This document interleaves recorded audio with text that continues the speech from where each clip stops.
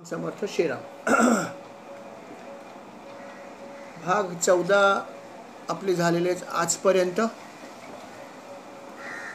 तर आजचा जो भाग आहे 15वा भाग आहे. या 15व्या भागाला आपण सुरुवात करण्यापूर्वी अर्थात या आधीचा जो भाग होता भाग क्रमांक 14 याला आपण स्पर्श करूया आणि लगेचच पुढे जाऊया. श्रीराम समर्थ श्रीराम. सुरुवात करण्यापूर्वी मला कृपया हे सांगा की माझा आवाज तुम्हाला स्पष्ट ऐकू येतोय का? हो, येतोय. स्पष्ट येतोय. हां, जर कधी असं झालं तर मला फक्त सांगा की आवाज येत नाही. ओके. श्रीराम.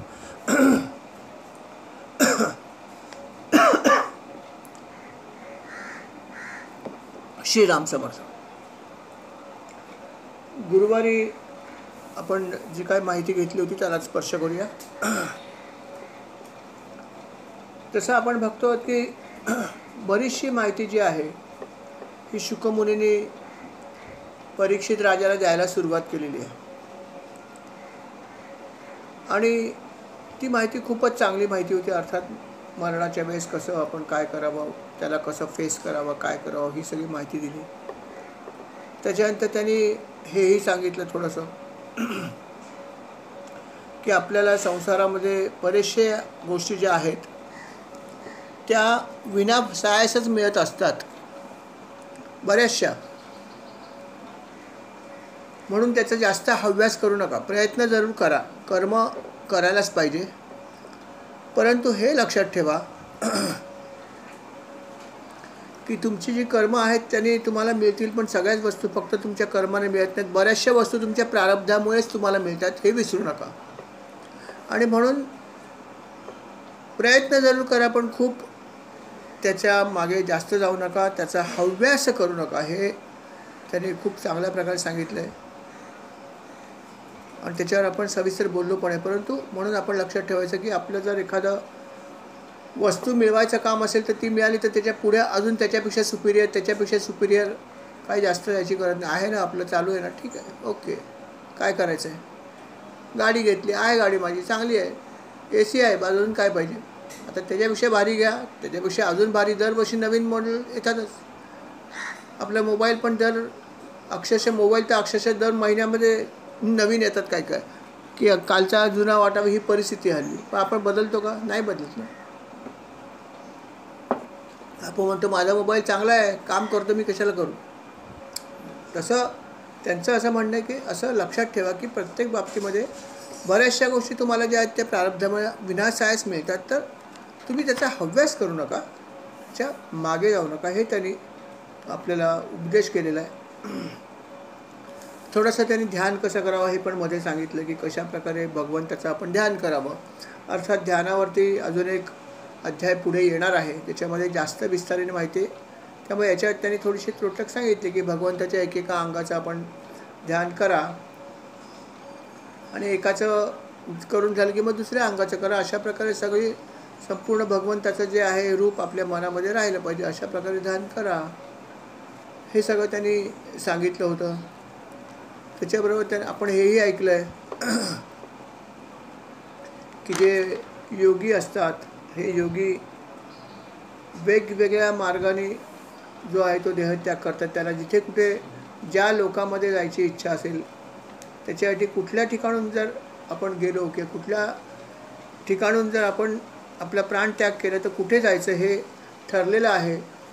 त्याप्रमाणे त्यांना ज्या कुठल्या लोकात जायचं असेल, मग तो महिर लोक असेल, ब्रह्मलोक असेल किंवा अजून काय असेल, त्याप्रमाणे तेथे योगी जे आहेत ते आपला प्राणत्याग त्या ठिकाणून करतात.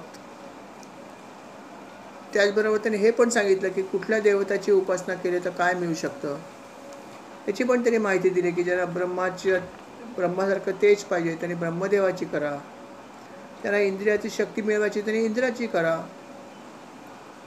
त्यांना लक्ष्मी पाहिजे त्यांनी देवीची करा. असं त्यांनी अनेक प्रकारची माहिती दिली. आणखीन एक जसं मी म्हणलं की महत्त्वाचा भाग म्हणजे पती पत्नीमध्ये परस्पर प्रेम कायम राहण्यासाठी. कायम शब्द महत्त्व, प्रेम आहेच पण ते कायम राहणं जरा कठीण गोष्ट असते, नाही का? त्यामुळे ते कायम तसंच राहावं नव्हे वाढव, याच्यासाठी तुम्ही पार्वतीची उपासना करावी असं त्यांनी सुचवलेलं आहे भागवतामध्ये. अर्थात विष्णूंची उपासना तर सर्वात महत्त्वाची आहे, की तुम्ही निष्कामपणे जर केलीत तर ती सगळ्यात चांगली आहे. आणि जेवढा तुम्ही तीव्रतेने कराल, भक्तियोग हा तीव्रतेने पाहिजे. तीव्रतेने जेवढी तुम्ही भगवंताची आराधना कराल तेवढी ती चांगली होईल. आणि जर तुम्हाला तीव्रता वाढवायची असेल तर तुम्ही भगवंताचे जे भक्त आहेत, जे तुम्हाला माहीत असतील, अननोन नाही, फक्त भगवे कपडे घातला म्हणजे काय कोणी आध्यात्मिक होत नाही.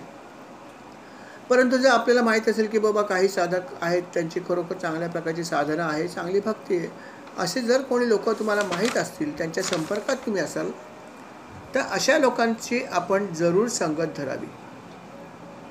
कारण त्यांच्या संगतीमुळे आपलीसुद्धा आध्यात्मिक प्रगती नक्की होते, यात शंका नाही. हा खूप महत्त्वाचा आहे की तुम्ही कंपनी जरूर पकडा.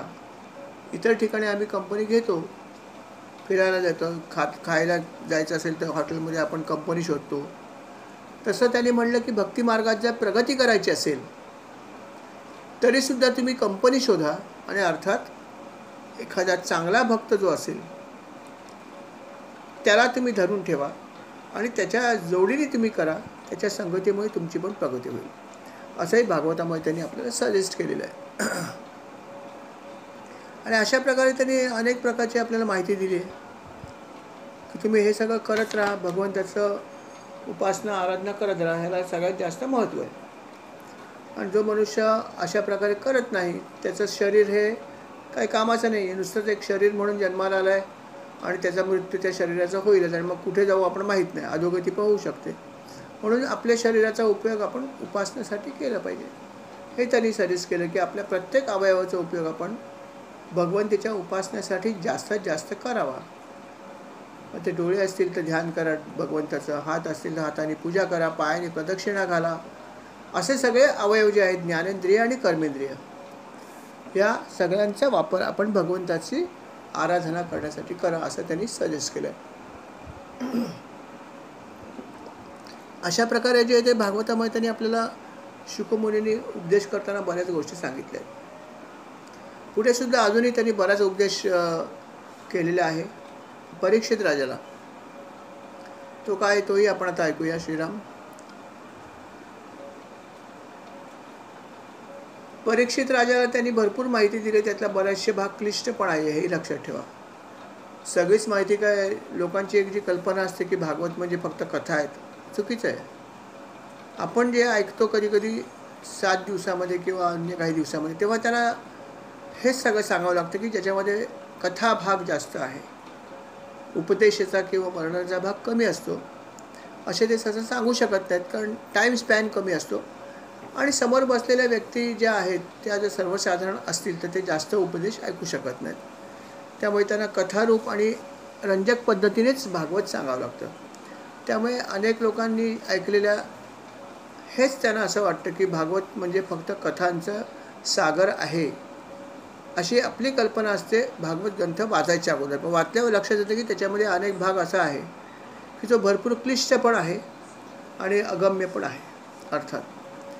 तर असाही काही भाग येईल, याच्यातही येईल. अर्थात आपण संक्षेपाने आता ही सेवा करतो महाराजांच्या कृपेने, तरी पण थोडाफार भाग त्याच्यामध्ये स्पर्श आपल्याला करायचा आहे सगळ्या ठिकाणी.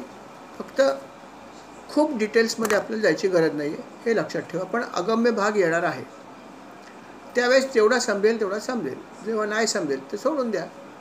जो समजतो तो ग्रहण करायचा, हा भाग एक ऑलवेज आपण लक्षात ठेवा. शुकाचार्यांनी तर परीक्षित राजाला भरपूर काही माहिती दिली आणि ते म्हणाले की मला तुला जी काय माहिती द्यायची त्याच्या अगोदर मला पहिली भगवंताची प्रार्थना करू दे. कारण काय की जे काय आता मी सांगणार आहे भगवंताच्या संदर्भात आहे की भगवंतापासूनच सगळ्या गोष्टी आहेत, तेव्हा त्याच्या संदर्भात सांगण्यासाठी माझ्या वाणीमध्ये इतकी शक्ती कुठे आहे? ती शक्ती भगवंताच्या कृपेनेच येऊ शकते, आणि म्हणून मी त्यांना विनंती करतो, असं त्यांनी सांगितलं. हे शुकमुनी म्हणतात म्हणजे विचार करा आपण पामर काय आहोत. भगवंताच्या लीलांविषयी, भगवंताच्या या सगळ्या गोष्टी सांगण्याचं किंवा काय अधिकार आहे माझ्याकडे सुद्धा? काहीच नाही, झिरो. परंतु त्यांची कृपा आहे म्हणून तर त्यांना प्रार्थना करायची.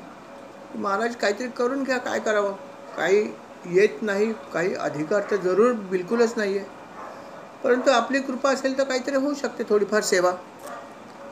ही प्रार्थना सगळ्या ठिकाणी आपण करायला पाहिजे. म्हणून प्रार्थनेला खूप खूप महत्त्व आहे. कुठलीही सेवा ऐकायची असेल तरी पण ती पण समजली पाहिजे. श्रवण कम्पॅरेटिव्हली इझी असतं. You can say it is cooked food, की बेक्ड फूड आहे, की तुम्हाला हे तयार मिळतं. अन्यथा आपल्याला जर समजा हे घ्यायचं असेल तर त्यातून आपल्याला रसग्रहण करावं लागतं, की काय आपल्याला त्यातलं समजतं आणि काय नाही. परंतु कम्पॅरेटिव्हली श्रवण भक्ती तशी चांगली आहे, सोपी असते असं मानलं जातं. परंतु तरीसुद्धा त्यांची कृपा हवीच आहे, लक्षात ठेवा. ते पण आपण सांगायला पाहिजे की भगवंता जरी मी श्रवण केलं तरी मला ते समजू दे आणि ते माझ्या उपयोगी पडो. ही पण प्रार्थना, प्रत्येक ठिकाणी प्रार्थनेला अत्यंत महत्त्व आहे. प्रार्थना म्हणून प्रत्येक ठिकाणी आपण केली पाहिजे. मगच सेवा कुठली पण करा, पण प्रार्थनेशिवाय करू नका. भगवंतांनी सुद्धा अनेक गोष्टी केलेल्या आहेत. त्यांनी सांगितलं की भगवंत पहिल्यांदा एकटेच तर होते, कुठे बाकी काय होतं. परंतु त्यांना असं वाटलं आपण एकाचं अनेक व्हावं, त्यांची इच्छा झाली आणि म्हणून हे सगळं निर्माण झालं. विश्व सगळं निर्माण त्यांनीच केलं आहे, कारण तेच पहिले विश्वामध्ये प्रथम होते ना. आणि त्यांची अशी इच्छा झाली की आपण अनेक व्हावं, बस. आणि त्याच्यामुळे सगळं काही निर्माण झालेलं आहे. मग ती पंचमहाभूते असतील, अजून काय असेल, जे काय असेल ते सगळं सगळं सगळं हे भगवंतानी उत्पन्न केलेलं आहे, कारण त्याची इच्छा होती. आणि अर्थात भगवंतानी थोडंसं आपल्या मनाप्रमाणे काही गोष्टी करण्यासाठी ब्रह्मदेवाला पण उत्पन्न केलं. आणि ब्रह्मदेवाला पण सांगितलं की तू काही गोष्टी कर, माझी अशी अशी इच्छा आहे. आणि मग ब्रह्मदेवाने काही गोष्टी केल्या, पण काही गोष्टी त्याला करता येत नव्हत्या.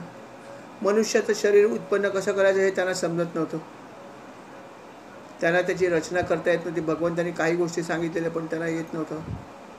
परत त्याने भगवंताची प्रार्थना केली, परत काही ज्ञान घेतलं. भगवंतानी पण अजून एक गंमत केली की भगवंतानी स्वतः ठरवलं की आपण विराट पुरुषाचं रूप धारण करायचं. आणि ते सुद्धा करण्यासाठी त्याने ब्रह्मांडाला अंडाच्या स्वरूपात बनवलं. आणि त्याच्यामुळे ते स्वतः जाऊन बसले आणि पाण्यामध्ये 1000 वर्षे ब्रह्मरूप अंड होतं. भगवंतानी स्वतः सगळं केलं आणि त्याला जीवित केलं. आणि मग तो विराट पुरुष त्या अंड्यातून बाहेर आला. अशाही गोष्टी घडलेल्या आहेत. आणि मग तो जो विराट पुरुष आहे हा मूळ पुरुष आहे. आणि असं म्हणलेलं आहे, मला वाटतं पुरुष सूक्तात म्हणलेलं आहे की विराट पुरुषाचं जे मुख आहे त्याच्यापासून ब्राह्मण निर्माण झाले. विराट पुरुषाचे जे हात आहेत त्याच्यापासून क्षत्रिय निर्माण झाले. आणि विराट पुरुषाच्या मांड्यांपासून वैश्य निर्माण झाले. आणि विराट पुरुषाच्या पायांपासून चौथा वर्ण निर्माण झाला, त्याला शूद्र असं म्हणलं त्याने. आणि अशा प्रकारे हे अनेक वर्ण अशा प्रकारे निर्मिती झालेली आहे. या विराट पुरुषाच्या शरीरामध्ये सगळ्या काही गोष्टी होत्या. जसं म्हटलं की पायांमध्ये भूलोक होतं, नाभीमध्ये भुवरलोक होतं, हृदयामध्ये स्वरलोक होता, वक्षस्थळामध्ये महरलोक होता, गळ्यामध्ये जनलोक होता, स्तरामध्ये तपोलोक, मस्तकामध्ये सत्यलोक जिथे ब्रह्मदेव नेहमी वास करतो. हे सगळं विराट पुरुषाच्या अर्थात मस्तकामध्ये होतं. त्याचप्रमाणे मांड्यामध्ये विठ्ठल, गुडघ्यामध्ये सुतल लोक, पोटऱ्यामध्ये तलातल, घोट्यामध्ये महातल, पायांच्या वरती रसातल, तळव्यामध्ये पाताळ. अशा प्रकारे या विराट पुरुषामध्ये सगळं विश्व समावलेलं आहे. नाभीमध्ये भुवर लोक आहे. अशी सगळ्या शरीरामध्ये त्याच्या ही सगळी सृष्टी जी आहे ती समावलेली आहे, अशी माहिती शुकमुनी जी आहेत ती देत आहेत. अर्थात परीक्षित राजा ऐकतो आहे. त्यांनी म्हणाले, ते असंही म्हणाले की ही जी काय वाणी जी आहे, वाणी तिची अधिष्ठात्री देवता कोण आहे? तर अग्नी आहे. म्हणून वाणीला खूप महत्त्व आहे. आपण म्हणतो ना की बोलण्यामुळे जी जखम निर्माण होते ती कधीच बरी होत नाही. एक वेळ शस्त्राने केलेली जखम बरी होते, पण एखाद्या वेळेस आपण वाणी वापरतो आणि काहीतरी करतो त्याच्यामुळे जखम हृदयाला निर्माण होते. आणि म्हणून तिची देवता जी आहे ती अग्नी आहे वाणीची. वाणीमध्ये खूप शक्ती आहे आणि आपली बरीचशी उपासना आपण वाणीतूनच करतो. वैखरी विशेषतः उपासना सगळी वाणीमधूनच होते. म्हणून त्याला खूप खूप महत्त्व आहे. भगवंताच्या सप्तधातूंपासून गायत्री, त्रिष्टुप, अनुष्टुप सगळे छंद जे आहेत 7 प्रकारचे. आपल्याला एक छंद जास्त माहिती आहे. एक म्हणजे गायत्री छंद माहिती आहे, ज्याच्यामध्ये अथर्व शीर्ष बांधले. निश्रुत गायत्री छंद हा गणपतीर देवता. ओम गंग गणपती नमः हा गायत्री छंदामध्ये बांधलेला आहे. अथर्व शीर्ष. अनुष्ठित छंदामध्ये काय बांधलं? प्रसिद्ध आपल्याला माहीत असेल, रामरक्षा. करेक्ट, प्रियाने उत्तर करेक्ट दिलं. रामरक्षा जे ते अनुष्ठुप छंद हा सीता शक्ती श्रीमद हनुमान कीलकम श्री रामचंद्र प्रीत्यर्थे जपे विनियोग हा अत ध्यानम. पहिली माहिती दिली आहे. अनुष्ठुप छंदामध्ये ही रामरक्षा रचलेली आहे. अर्थात हा व्याकरणाचा भाग आहे. आपल्याला काय व्याकरण खूप काही शिकायचं नाही आहे, तो आपला विषय नाही. संस्कृत काय आपल्याला काही जास्त येत नाही, पण ही प्राथमिक माहिती आहे. आणि असे अनेक छंद आहेत. उष्णिक आहे छंद, बृहती आहे, पंक्ती आहे, जगती आहे, असे 7 छंद आहेत. काय कसे काय आहेत त्याचे ते सगळं भाग वेगळा आहे. परंतु हे 7 धातूपासून निर्माण झालेले आहेत भगवंताच्या किंवा विराट पुरुषाच्या. विराट पुरुषाचे जे पासून अशा अनेक गोष्टी झाल्यात की रसरेंद्रिय पण झाली आहेत निर्माण. त्याच्यानंतर सगळी इंद्रिय, जिभेपासून विराट पुरुषाची जीभ आहे तिच्यापासून पण अनेक गोष्टी निर्माण झाल्या आहेत. सर्व प्रकारचे रस, अन्न हे सगळं त्याच्या जिभेपासून झालं. नाकांपासून, नाकाच्या छिद्रापासून पंचप्राण निर्माण झाले आहेत. पंचही प्राणाचा दीप लाविला जाणं आपण म्हणतो. हे जे पंचप्राण कुठले आहेत की प्राण, अपान, व्यान, उदान, समान. हे आपल्याला माहिती आहे. ओम प्राणायसा, ओम व्यानसा, उदानसा, ओम समानायसा हे आपण म्हणतो. हे 5 प्राण आहेत. पंचप्राण आपण म्हणतो की मी पंचप्राण माझे पणाला लावले, ते हे ते 5 प्राण आहेत.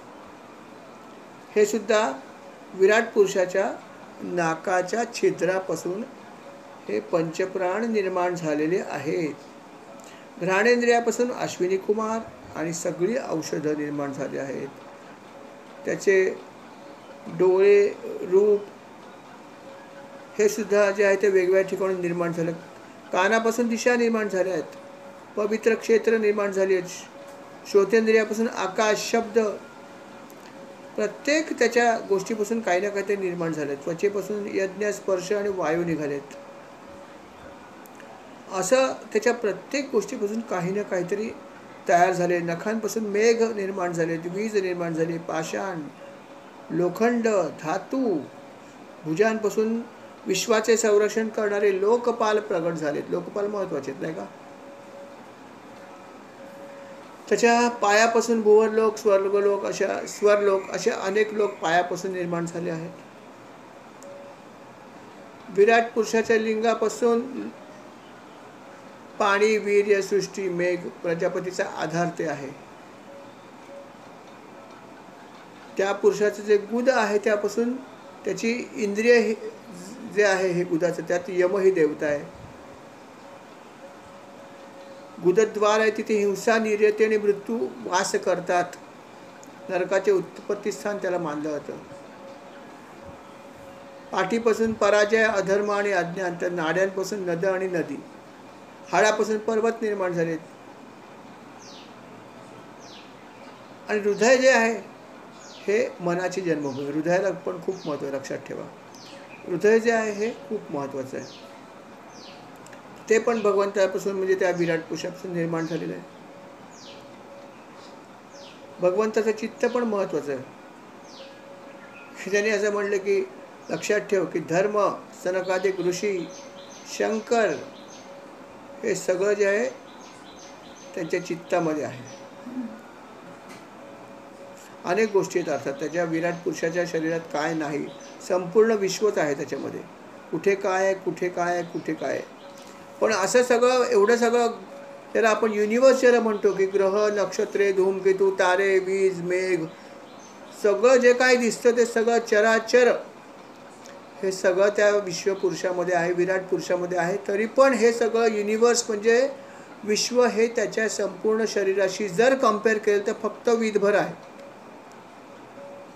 किती बघा काय आहे. जसं आपण जेव्हा म्हणतो की सृष्टी किती मोठी आहे, की माझी पृथ्वी ही खूप लहान आहे, पृथ्वीमध्ये माझा देश आहे, देशामध्ये माझं राष्ट्र आहे, देश आहे माझा, त्याच्यामध्ये माझं एखादं स्टेट आहे, स्टेटमध्ये माझं जे आहे ते जिल्हा आहे, जिल्ह्यामध्ये माझं तालुका आहे, तालुक्यामध्ये माझं गाव आहे, गावामध्ये माझं विशिष्ट जागा आहे, तिथे माझं घर आणि तिथे मी आहे. किती लहान आहे मी, हाऊ स्मॉल आय एम.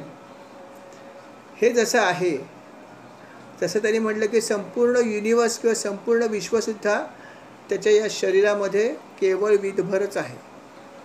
एवढं मोठं सगळं असून इतकं ते विराट आहे शरीर, किंवा इतका तो ईश्वर विराट आहे. आणि असा हा विराट परमेश्वर आहे की विराट रूप त्यांनी धारण केलं आहे. आणि त्याचं खरं रूप जाणणं हे कठीण आहे. वर्णन ऐकलं तरी सुद्धा ते वर्णन आपल्याला वरवरच समजू शकतं. त्याचे अनेक लोक आहेत, जसं म्हणलं की जन, तप, सत्य, अनेक त्याचे जे आहेत ते लोक आहेत. त्या ठिकाणी वेगवेगळे लोक त्यांच्या उपासनेप्रमाणे जाऊन पोचतात.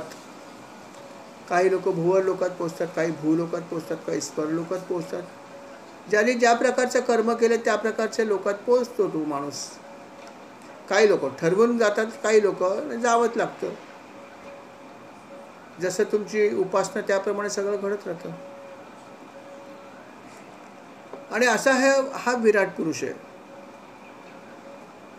ब्रह्मदेव म्हणाले की लक्षात ठेवा, अर्थात हे त्यांनी नारद मुनीने सांगितलं होतं की जेव्हा त्यांचा एकदा संवाद झाला ते म्हणाले, अरे लक्षात ठेव, हा विराट पुरुष सगळ्याचा मुख्य आहे आणि माझा जन्मसुद्धा याच्या नाभी कमलापासून झाला. हे तर आपण बघतो. विष्णूंचं जर आपण एखादं चित्र बघितलं की जे शेषशय्येवर आहेत, त्यांच्या नाभीमधून एक निघाली आहे दोरी आणि त्यातून ब्रह्मदेव आहेत वरती दिसतं. आपण हे बघितलं. आणि ब्रह्मदेवसुद्धा तेच म्हणतात, अहो हा विराट पुरुष आहे, तिथूनच माझ्या नाभी कमलातून माझा जन्म झाला. आणि मला त्यावेळेस कुठलं ज्ञान नव्हतं, काही नव्हतं, असा जन्म माझा झाला. ती सगळी माहिती अर्थात पुढे येणारच आहे की कशा प्रकारे त्याचा जन्म झाला, काय झाला आणि त्यांनी कशा प्रकारे काय काय गोष्टी केल्या, हे अजून एका वेगळ्या ठिकाणी अध्यायामध्ये येणार आहेच आहे. परंतु तरी पण त्यांनी थोडंसं असं सांगितलं की असं सगळं मी त्यांच्यापासून निर्माण झालो आहे आणि त्यांच्याच कृपेने मी बऱ्याच गोष्टी शिकलो, त्यांच्या अधीन राहून बऱ्याच गोष्टी शिकलो आणि शिकतो अजूनही. सगळ्या देवता त्यांच्या अधीन आहेत. रुद्र पण त्यांच्या अधीन आहे. रुद्र पण त्यांच्या अधीन आहे आणि त्यांच्या प्रेरणेनेच तो विश्वाचा संहार पण करतो. ज्या काही 3 शक्ती आहेत, सत्व, रज, तम गुणाच्या, त्या सगळ्या शक्ती एकाच विश्वरूपामध्ये आहेत, विराट पुरुषामध्ये. तिथून ते पुढे गेले. आणि ब्रह्मदेव नारदाला सांगतात, आणि नारदा हे लक्षात ठेव की त्यांनी एक फार महत्त्वाची गोष्ट नारदाला सांगितली. ती फार महत्त्वाची, आपण नीट ऐकूया. त्यांनी नारदाला असं सांगितलं की बाबा रे, की मी स्वतः भक्तियुक्त अंतःकरणे भगवंताच्या स्मरणामध्ये नेहमी मग्न असतो बघा.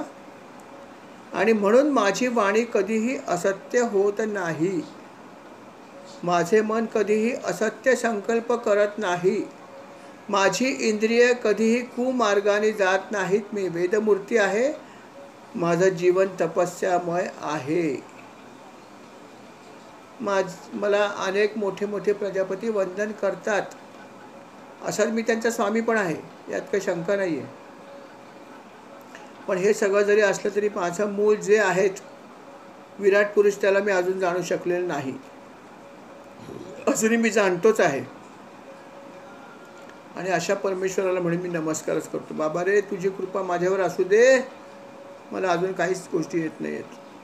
भले हे सगळं विश्व तयार मी केलं म्हणायला, पण सगळी प्रेरणा तुझी आहे म्हणून मी करू शकलो. मला काय येत आहे? म्हणून मी नेहमी त्यांची प्रार्थना करतो, माझ्यावर कृपा आशीष ठेवा, मला तुमचं खरं स्वरूप समजू द्या. मी अजून काहीच समजलेलं नाही मला. ही माझी परिस्थिती फक्त एकच गोष्ट मात्र आहे नारदा, ती म्हणजे मी भक्तियुक्त अंतःकरणाने भगवंताच्या स्मरणात नेहमी असतो. याला किती महत्त्व आहे बघा, की आपण सुद्धा भगवंताचं स्मरण जे करतो, ते करत असतो, ते करायला जातो, त्यावेळेस आपलं अंतःकरण भक्तियुक्त असायला पाहिजे. जर आपलं अंतःकरण भक्तियुक्त असेल तर आपण आपली वाणीसुद्धा अशी बनू शकते जशी ब्रह्मदेवाची बनली. त्यांनी म्हणलं की माझी वाणी कधी असत्य होत नाही, माझे मन कधी असत्य संकल्प करत नाहीत, कारण मी भगवंताच्या स्मरणामध्ये नित्य असतो, आणि ते पण भक्तियुक्त अंतःकरणाने. आणि म्हणून माझी इंद्रियसुद्धा कुमार्गाने जात नाहीत. बघा, बऱ्याचशा गोष्टीचं उत्तर इथे आहेत ना, की आपल्याला प्रश्न पडतोच ना, की बाबा हे कसं मी यांना सगळ्यांना कंट्रोल करू, माझ्या इंद्रियांना. चांगली वस्तू बघितली की खाऊ वाटते, तोंडाला पाणी सुटतं. वडापाव येऊ दे, जिलेबी येऊ दे, काय हवं ते दिसलं की तोंडाला पाणी सुटलंच. समोरच्याने सांगावं की मी या ठिकाणी गाडीवर गेलेलो, अरे काय वडापाव होता, चायला झालं खलास, ते माझ्या तोंडाला पाणी सुटलं. ही आमची परिस्थिती आहे. आणि ही फक्त रसेंद्रिय असं नाही आहे, तर माझ्या प्रत्येक इंद्रियाच्या मध्ये माझी अशी परिस्थिती आहे. एखादं चांगलं बघितलं, कोणी सांगितलं हे खूप सुंदर, अरे बापरे, जायला पाहिजे आपण तिथे, इतकं सुंदर आहे, कधी बघूया आपण. झालं, माझे नेत्रेंद्रिय तिकडे गेले, माझं मन तिकडे गेलं, अरे ते किती छान आहे, ऐका ऐका, हो झालं, मला आता एकच ध्यास, कधी ऐकतो. अशी माझी सगळी इंद्रिय आहेत की ज्याच्यावर माझं नियंत्रणच नाही आहे. जे काही दिसेल त्याच्या मागे लहान मुलासारखा मी जातोय. अशी अवस्था मुलांची असते नाही का. मार्केटला आई घेऊन निघाली, मुलं आपली त्यांच्याच तरी तिकडे तिकडे बघत असतात. कोण फुगे बघतं मुलं, कोण खायची वस्तू बघतं. आई आपली मार्केटिंग करते आपली, तिला काय भाजी घ्यायची, काय सामान घ्यायचं आहे जीवनावश्यक, आई आपली करते. आणि मुलगा आपला हात धरलेला असतो आईने, असं नाही, परंतु तो मुलगा कुठेतरी बघत असतो, कुठे फुगे दिसत आहेत का, कुठे खायला एखादी वस्तू दिसते का, काय आवडते का. आणि ते त्याला दिसली की तो मध्ये सांगतो, आई मला ते पाहिजे, आई मला ते पाहिजे, बस पुढे जायचं नाही. मग आईला कधी कधी घेऊन द्यावी लागते, घे बाबा हा फुगा घे, पण ते रडू नकोस, माझं काम होऊ दे. एखादी वस्तू आईला घेऊन द्यावी लागते. असं आपण बघितलं ना चित्र, लहानपण आठवून बघा, आपली मुलं काय करायची, आणि आपणही तेच केलं आहे लहानपणी, अजूनही आपण करतो, नाही असं नाही, तर थोडंसं प्रमाण कमी झालं असेल. पण आज आमची अवस्था थोडीफार अशी आहेच ना, की आमच्या इंद्रियामध्ये जेव्हा काही वस्तू आम्ही बघतो तेव्हा आमच्या इंद्रियात पण वासना आमची जागृत होतेच ना. मग ते कुठलं इंद्रिय आणि काय होईल ते माहीत नाही, पण होते ना जागृत. आणि मग तेव्हा आमच्या मनात तीव्र इच्छा झाली की आम्ही त्या वस्तूच्या मागे जातो, काहीच प्रश्न नाही आहे. म्हणजे ही सगळी गोष्ट आम्हाला अजूनही लागू आहे. पण ब्रह्मदेव म्हणतात की मला असं आता होत नाही इतकं पहिल्यासारखं.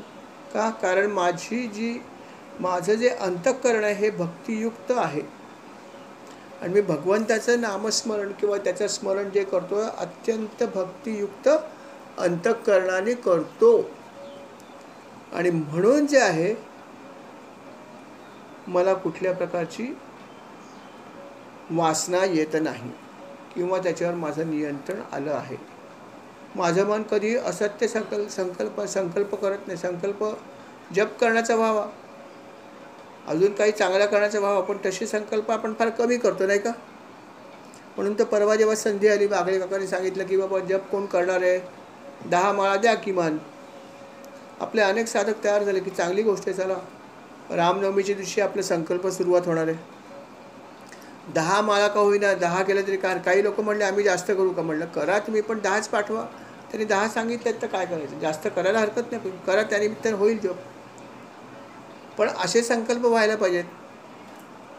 जी लोक कधी अशी बसत नव्हती ते पण बसायला लागतील, का तर पाठवायचे आहेत 10 माळा.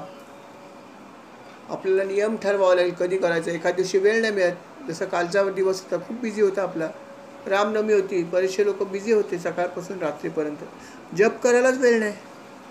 पण जप करावं लागला ना पण 10 माळा, कारण पाठवायचं आहे, हा संकल्प आहे.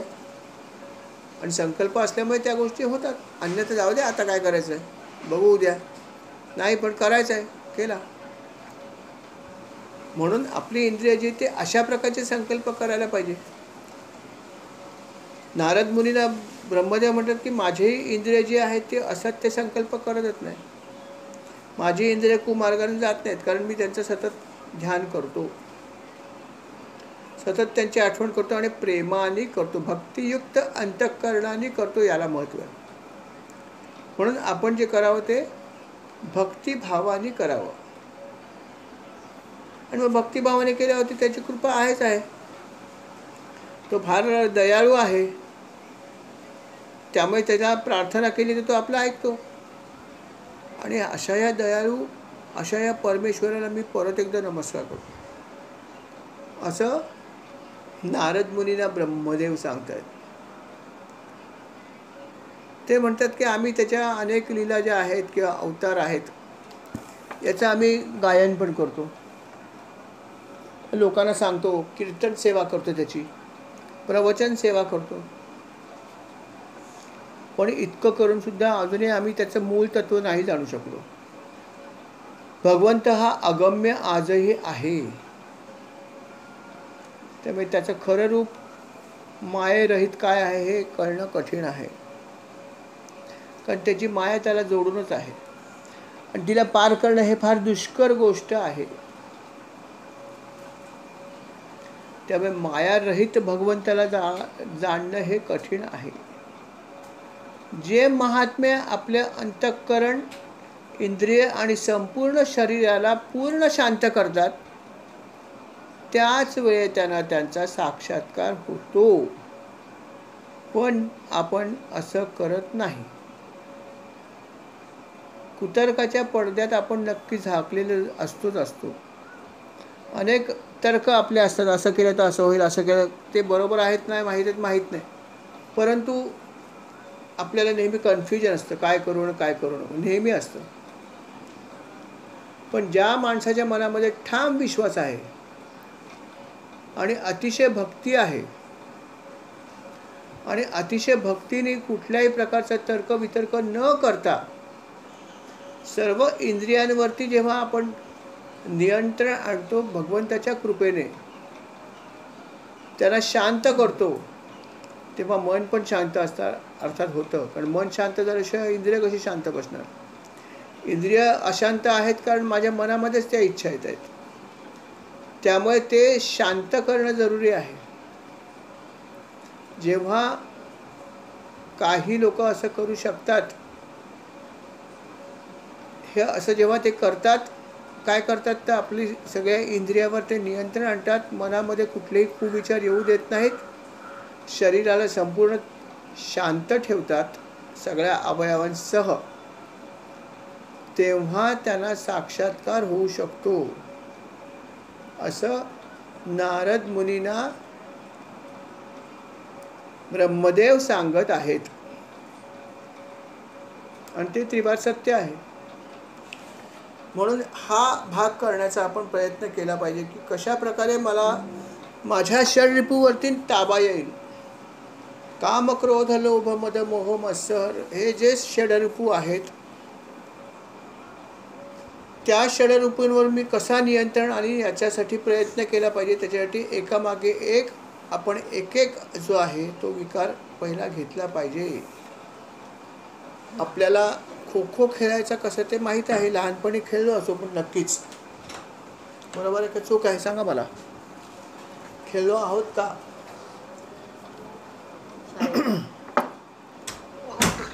नक्कीच खेळलेले आहेत.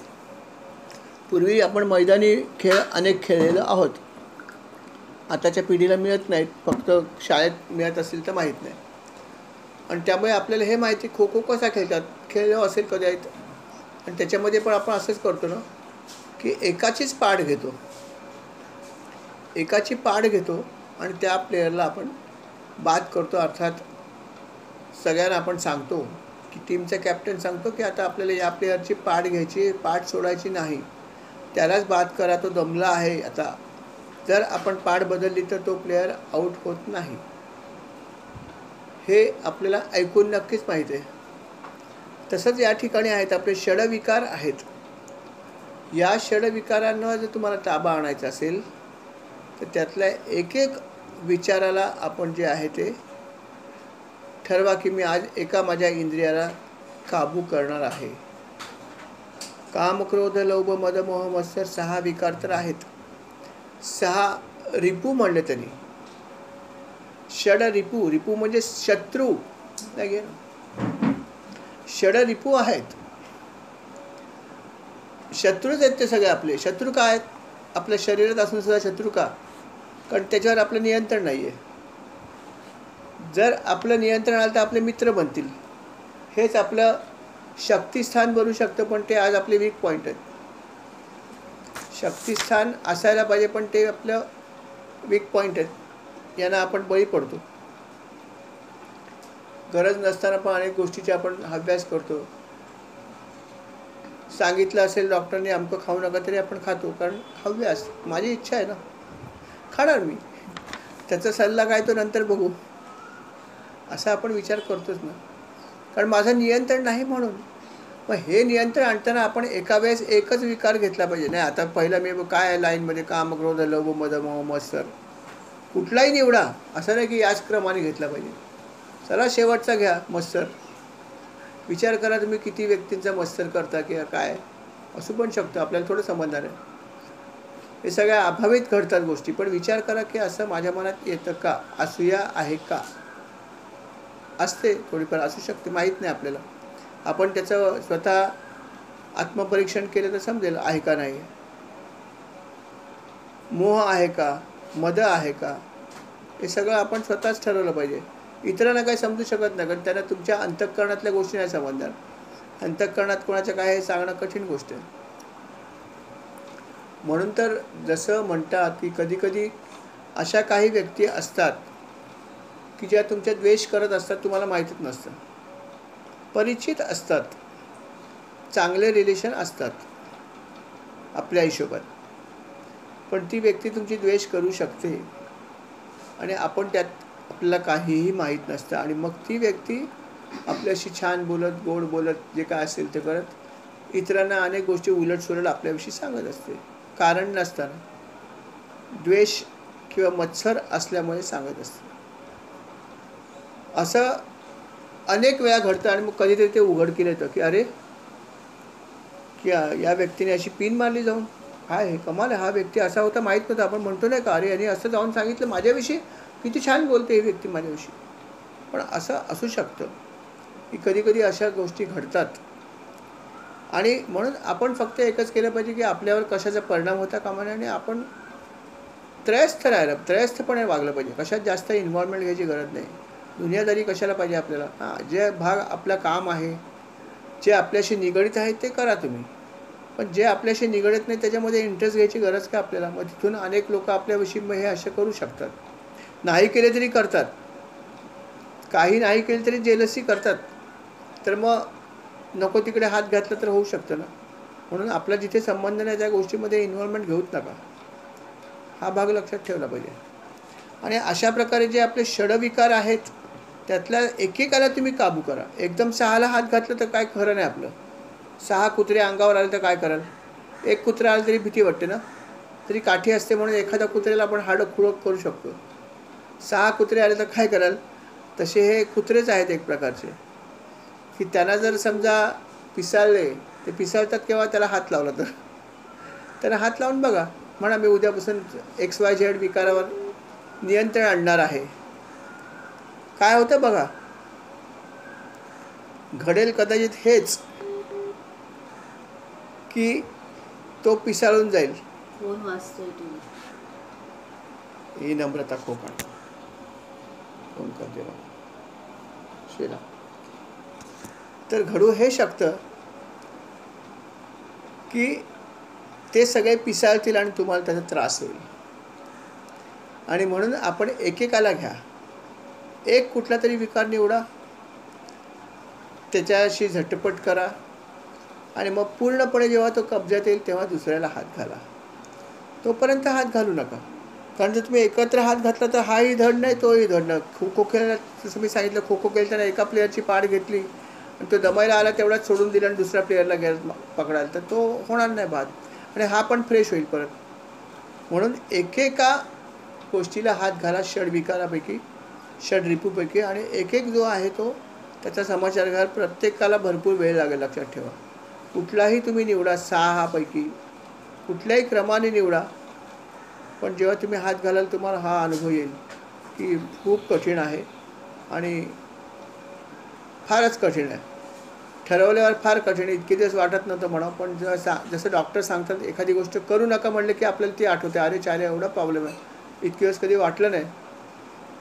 मग तर कुठलाही भाग असो, फिरायला जा सांगितलं समजा, आपण जर फिरायला जात नसू किंवा व्यायाम करत नसू आणि सांगितलं नाही तुम्हाला कंपल्सरी करायचा व्यायाम, तर कंटाळता येईल. 2 दिवस कराल, पण नंतर आयला काय साला लफडं आहे हे, कोण साला व्यायाम करेल, किती त्रास होते. पण काय करणार, डॉक्टरने सांगितलं, नाक दाबून करायची पाळी येते, इच्छा नसते.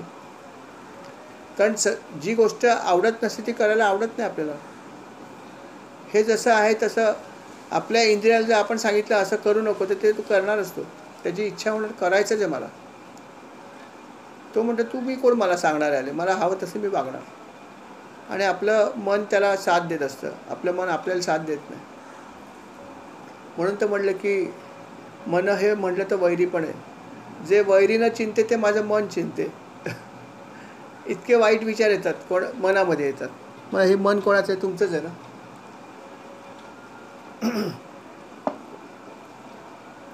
म्हणून हे सगळे जे अवयव आहेत, सगळे कर्मेंद्रिय असतील, सर्व ज्ञानेंद्रिय असतील किंवा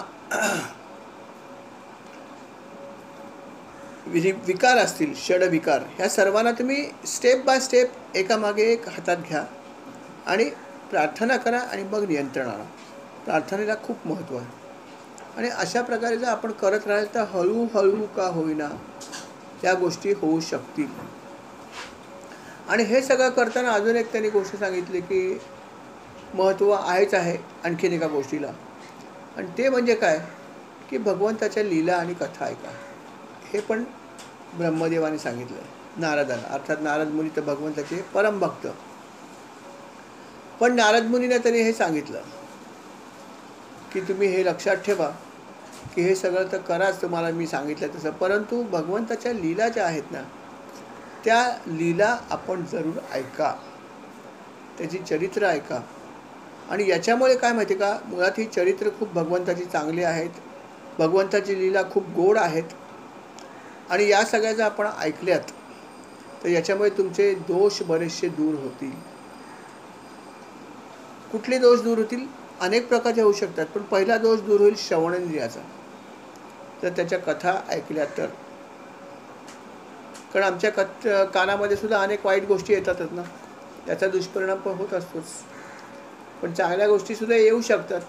मग चांगल्या गोष्टी आल्यावरती पहिल्यांदा त्याचा इफेक्ट होईल आणि वाईट गोष्टी थोड्या कमी होतील आणि मग फक्त चांगल्याच ऐकत राहतो आपण, आवडणारच नाही. परनिंदा ऐकू नये असं सांगितलं आहे, पण जर परनिंदा ऐकायला आवडू पण शकते.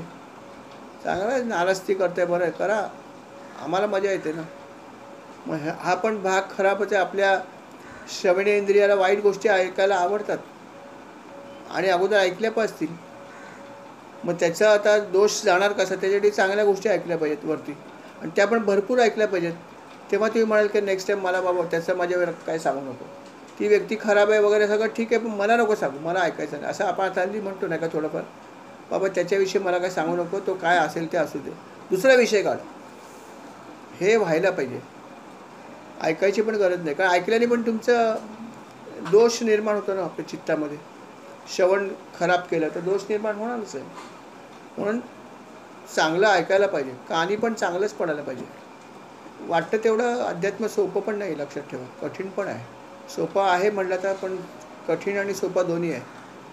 हा फार सूक्ष्म अभ्यास आहे, खूप खूप सूक्ष्म अभ्यास आहे याचा. वाटतं तेवढं इझी नाही आहे, जेवढा तुम्ही बारकाईने अभ्यास कराल ना तेवढं तुम्हाला लक्षात येईल की काय शास्त्र ते. जसं दिसतं तसं नाही आहे. बऱ्याच गोष्टी समजून केल्या तर त्याचा जास्त फायदा. ज्ञानाला महत्त्व आहेच ना. असं तर रँडमली आपल्याला एक माहिती की नामजप करा, बरोबरच आहे. पण त्याच्या जोडीला बाकी गोष्टी ज्ञान जर तुम्ही मिळवलं तर तुम्हाला समजेल की मला किती मोठा माझा प्रवास आहे. भयंकर मोठा प्रवास आहे.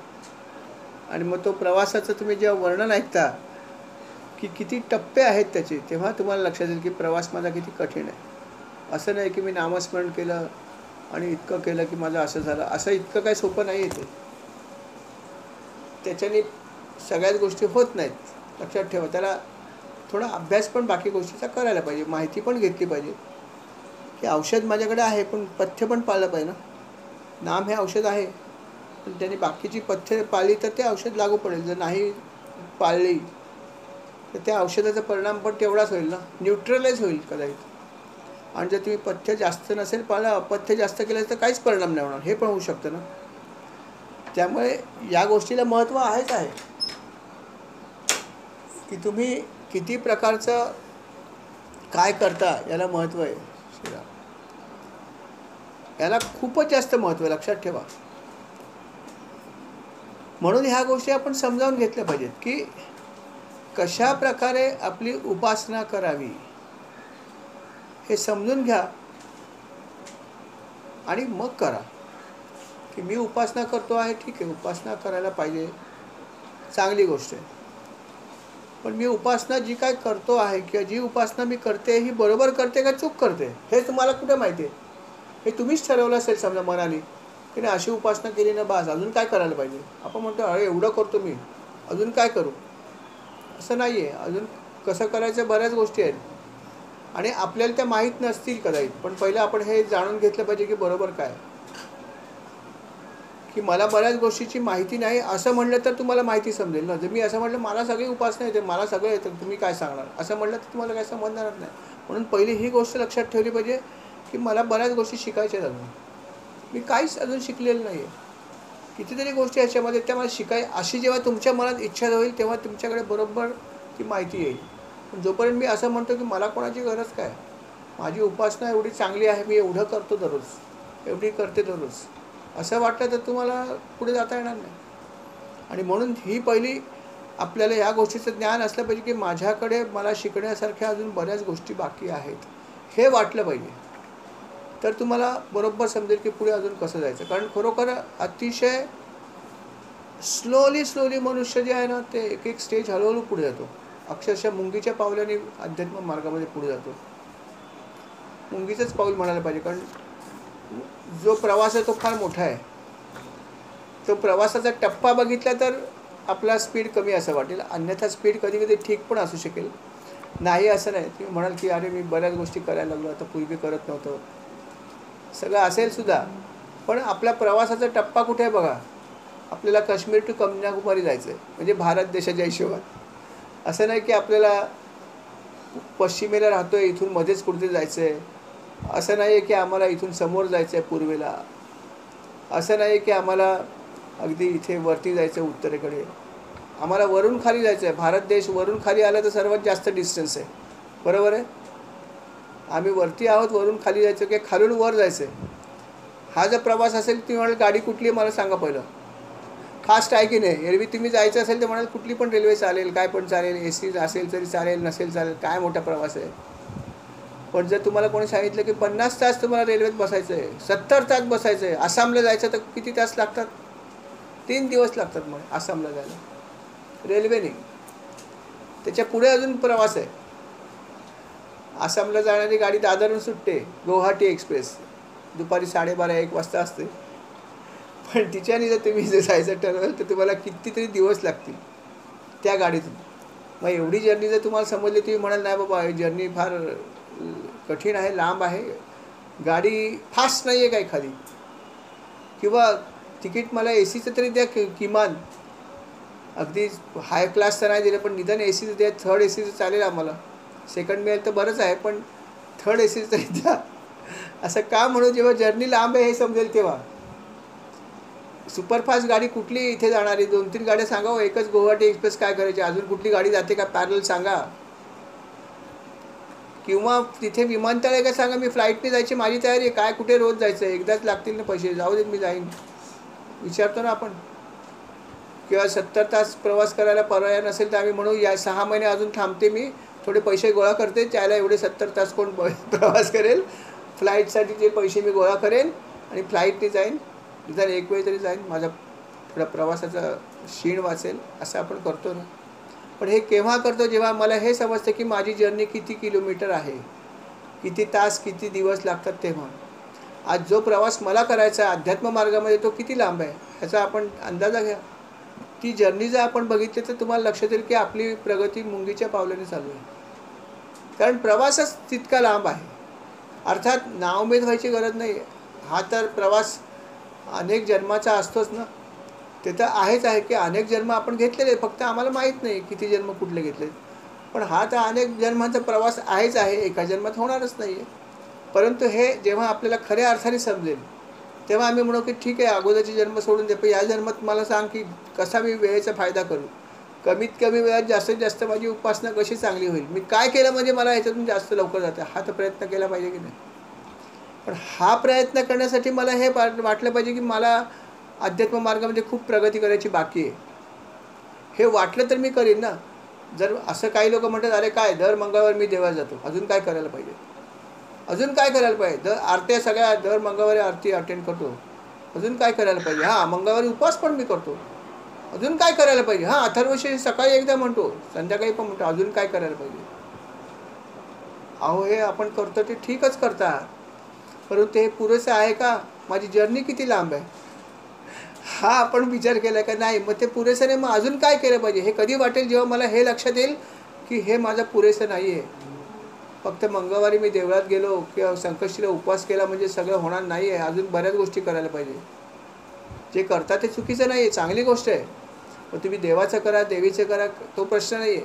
उदाहरण म्हणून एक गणपती सांगितलं का, तर गणपती ही कॉमन देवता आणि सगळे लोक गणपतीची भक्ती करतात.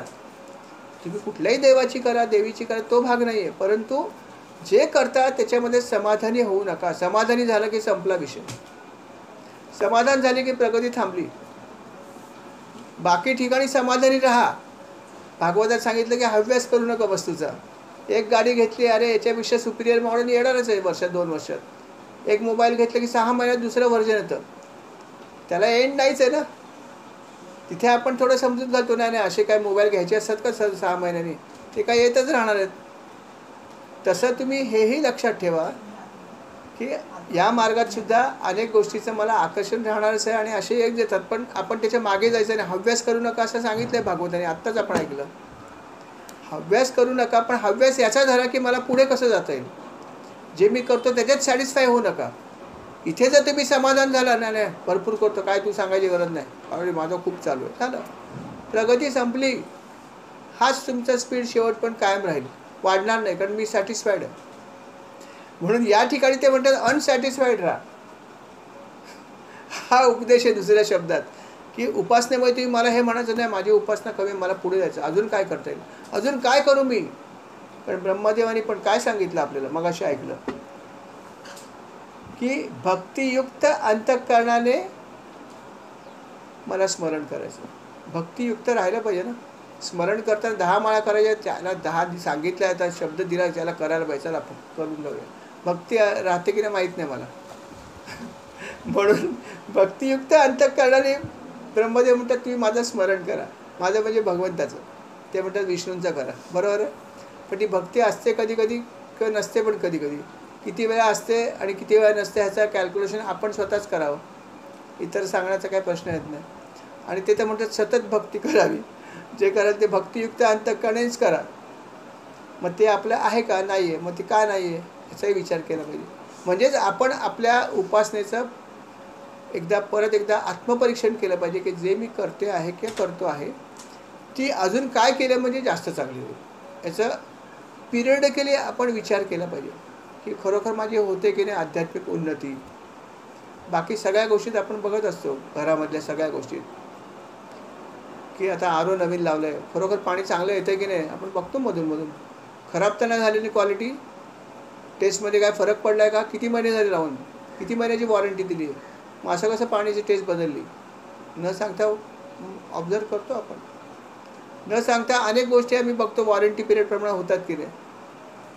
चांगली गोष्ट आहे, हे करा, संसार करू नका असं नाही म्हटलं, पण हे पण बघा ना की मी देवळात जाऊन जे काय करतोय किंवा करते आहे त्याच्यानंतर अजून काय मला करणं आवश्यक आहे का, त्याच्याने माझी प्रगती खरोखर होते आहे का नाही होते, हे पण ऑब्झर्व तुम्हाला स्वतःलाच करायचं ना. दुसरं कोण सांगणार तुम्हाला, कारण तुमची उपासना तुम्हाला माहिती काय करतोय आणि काय करतोय, कशा प्रकारे होते, कुठली अवस्था येते करताना, काय काय अनुभव येतात, कोणाला माहिती. Only you only know what is what.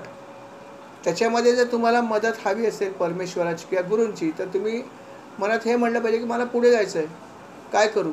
मदत आपोआप येते, कुठून तरी येतेच. त्यांना माहिती असतं काय करायचं ते. कुठून तरी सोर्स तुमच्याकडे येईल एखादा, तर बरोबर तुम्हाला काहीतरी सांगेल. हे आपल्या डिझायरवरती आहे, आपल्या इच्छेवर आहे. आपल्या मनात इच्छा पाहिजे तरच होणार आहे. त्यांची कृपा आहे पाहिजे, त्यांची कृपा पाहिजे, पण माझ्या मनात इच्छा किती ह्याला महत्त्व की कृपा मला पाहिजे म्हणून. फक्त पाहिजे म्हणून चालणार नाही, डिझायर पाहिजे, अत्यंत जोरदार इच्छा पाहिजे. डिझायरचा अर्थ मराठीपेक्षा इंग्लिशमध्ये जास्त तुम्हाला समजेल. बरोबर आहे, कारण आपल्याला इंग्लिशची सवय आहे, म्हणून मी पण तेच सांगतो की यू शूड हॅव डिझायर.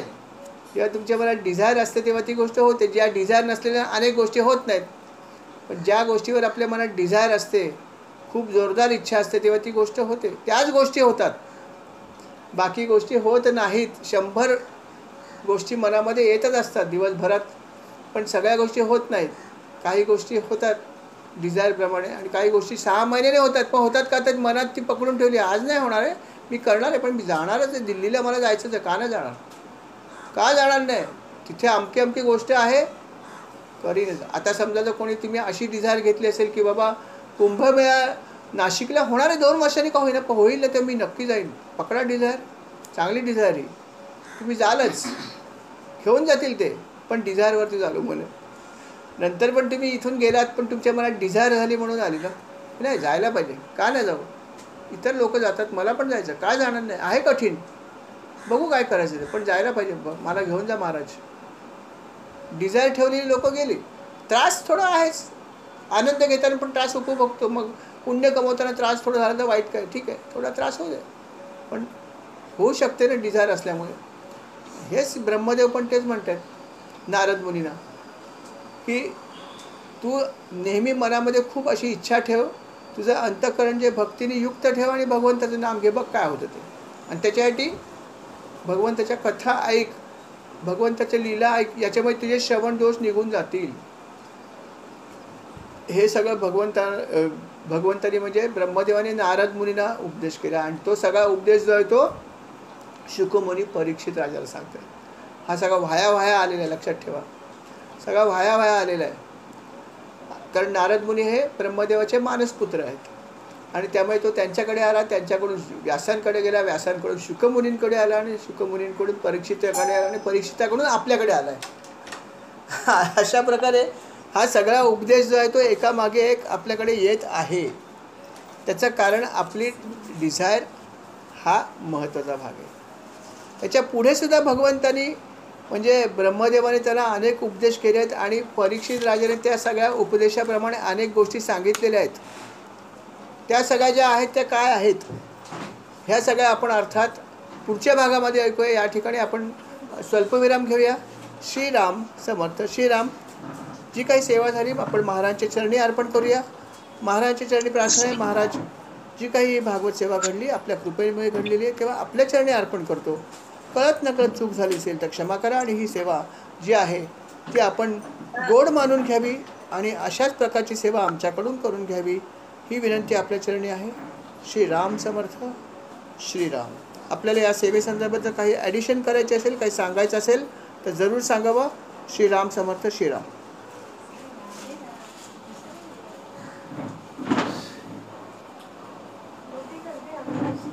अरे राम